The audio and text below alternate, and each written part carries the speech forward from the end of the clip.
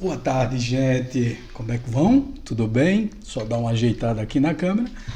Tudo ótimo com vocês? Vampiros, magos negros, quiumbas, espectros.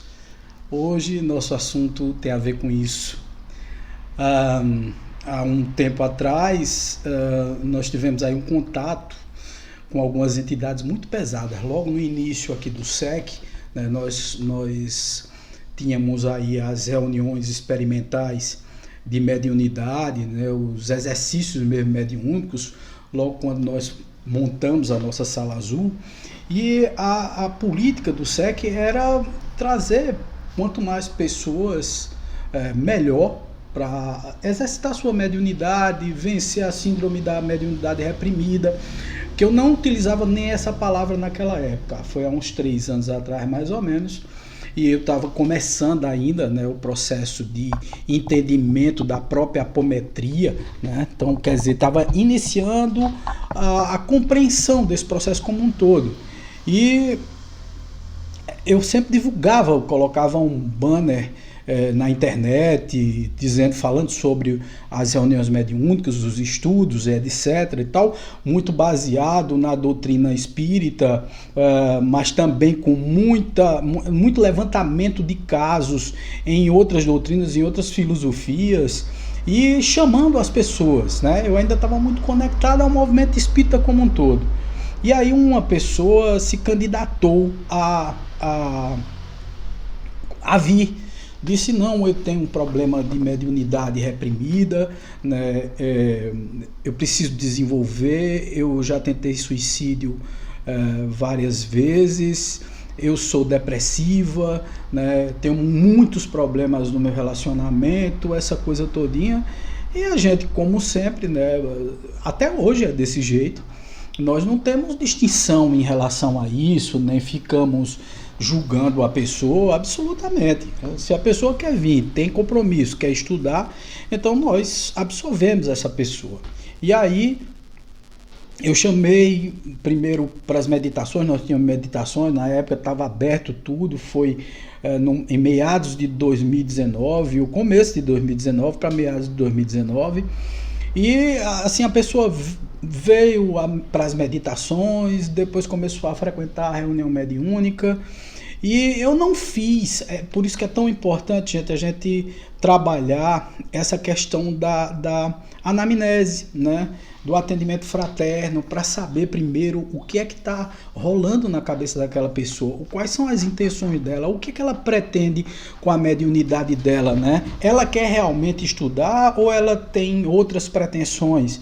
Ela quer apenas aliviar, como se fosse um comprimido de dor de cabeça que você toma e passa tudo aquilo momentaneamente e depois volta naturalmente, porque você não tem continuidade, seu intuito é escuso, né? Tem alguma coisa por trás de tudo aquilo ali, teu interesse é aprender para utilizar para coisas que não são bacanas. E aí eu fui pesquisando a pessoa, e é interessante que nessa pesquisa eu descobri alguns detalhes, por exemplo, que ela era muito ligada ao Wicca, né? Nada, problema nenhum, muito pelo contrário, a gente com a cabeça aberta. A primeira coisa que eu fiz, como eu não sabia nada sobre o Wicca, foi comprar o livro da Wicca, foi procurar saber o que era isso e tal, porque eu acho que a gente tem que fazer dessa forma. A gente não tem que julgar nada, a gente tem que ir lá, a gente tem que pesquisar, a gente tem que procurar saber. Descobri que a Wicca era uma religião que ocorre ali naquela área da Bretanha, começou por ali, etc e tal, entendi como funcionavam os ritos, e ela me disse que era uma maga iniciada nesses ritos. E aí eu fui pesquisando mais, né? E aí ela numa das reuniões, nós estávamos na reunião, uma coisa interessante, que foi uma reunião muito inicial, tinha uma pessoa que estava psicografando, um senhor, um amigo nosso que estava psicografando e presenciou tudo isso desde essa época que ele não apareceu mais aqui, né? Não quis mais, porque foi uma energia muito pesada. O que é que aconteceu? Nós tínhamos um médium de psicofonia, a moça também era de psicofonia, né? A moça em questão, e ela surgiu de lá com uma psicofonia de um espírito que estava na energia masculina, perguntando primeiro se eu achava ela bonita. E ela era uma moça muito bonita mesmo. Era, não é, porque ainda continua viva, ainda está no plano material. Mas assim, eu acho, por que você está me perguntando isso? Não, é porque ela é minha noiva. E, pô, deu 2 passos para trás, né? Noiva do cara, o cara lá no mundo espiritual, ela aqui. Sim, ela é minha noiva há 20 anos já. Desde os 12 anos que ela casou-se comigo no plano espiritual. E eu estou aqui com ela. E aí, com aquela mentalidade de doutrinador espírita, né? Não é de dialogador, não, de doutrinador mesmo. Então lá fui eu, olha, eu deixei ela é uma pessoa boa, ela está aqui para aprender, e fui conversando com o espírito, e o espírito foi rindo, né, da minha cara. Aí eu disse, olha, e ele disse, eu nunca reencarnei. E aí eu comecei a ficar com o pé atrás, né? Porque eu já tinha lido algumas coisas sobre esses espíritos mais densos que passam muito tempo na espiritualidade driblando a reencarnação, o processo natural da reencarnação, que são os magos negros ou seus asseclas, né? Os espectros, os vampiros mais pesados do plano mais denso, mais infernal, né? Subcrostral, realmente, eles driblam a reencarnação, passam milhares de anos sem reencarnar, portanto, sem passar pelo processo natural do renascimento, né? da volta ao corpo de carne.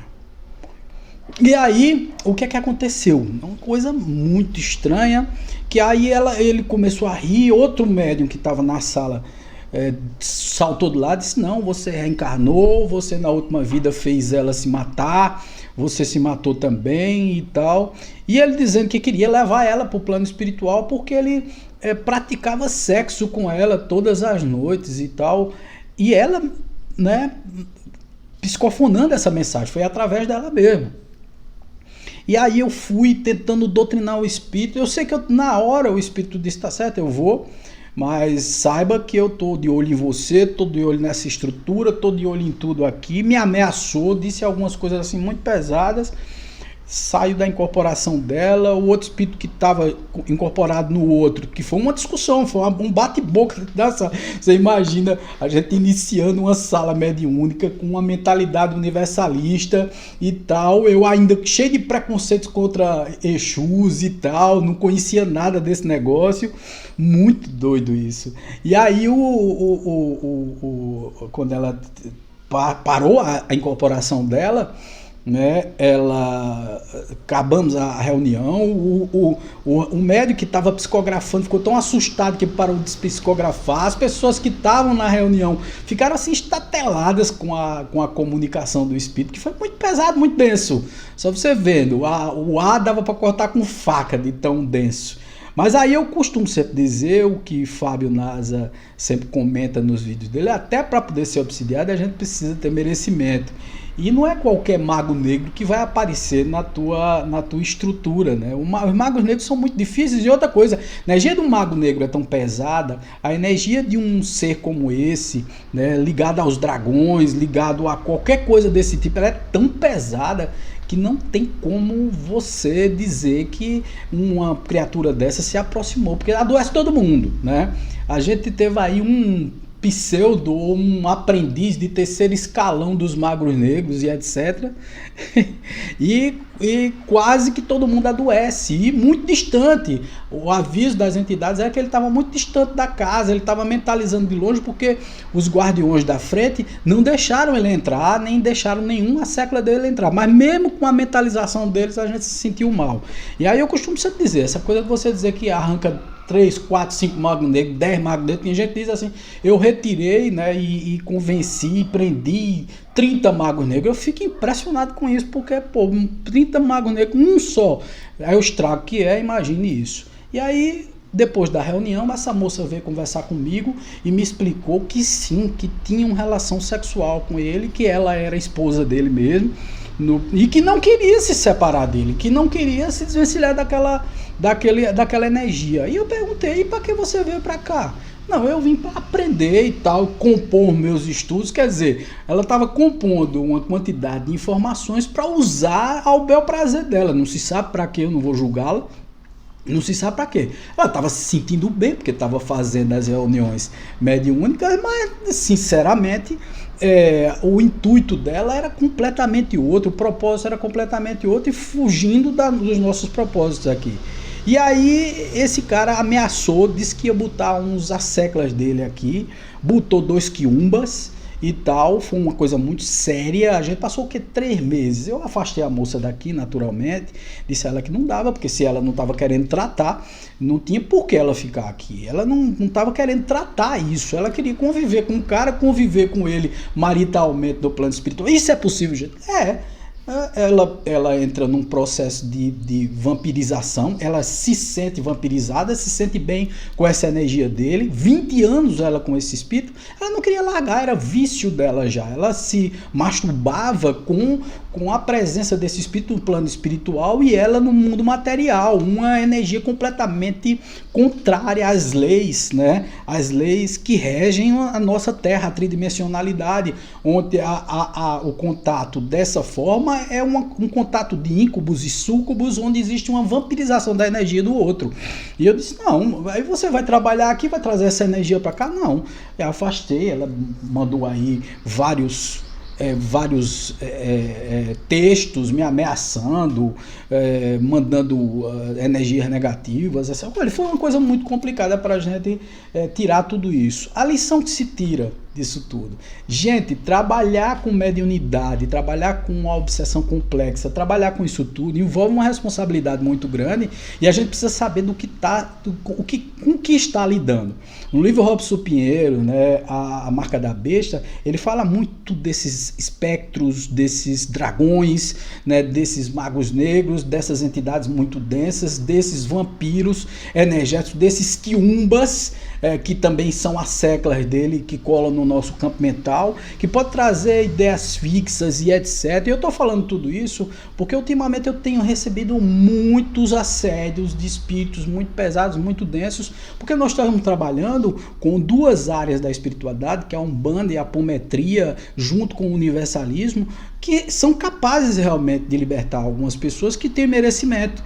E aí, tirar essas magias negras, essas arquepadias, esses processos muito densos que a espiritualidade termina mandando pra gente, e a gente não tem proteção contra isso. Então eu tô falando tudo isso porque realmente é um negócio muito perigoso. A gente tem que ter muito cuidado com isso, tá certo? Inclusive pode adoecer com isso. Ter muito cuidado e entender o que está sendo feito ali naquele processo.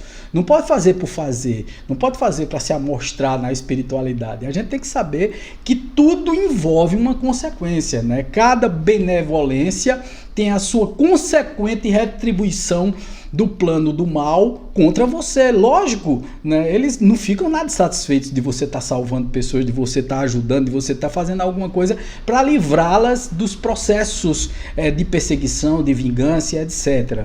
Mas a gente só vinga quem quer realmente se livrar e quem quer realmente se consertar no processo de reforma do seu ser interior, né? Do se autoconhecer, do conhecimento, autoconhecimento e da benevolência, não da beneficência, mas da benevolência, fazer a caridade e estar junto disso tudo.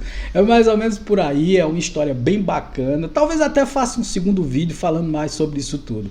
Um beijo forte no coração. Para falar comigo no 81 Pernambuco 998146555 e a gente bate papo sobre isso se você quiser. Fala comigo no WhatsApp e a gente conversa, tá? Forte abraço, tchau, valeu.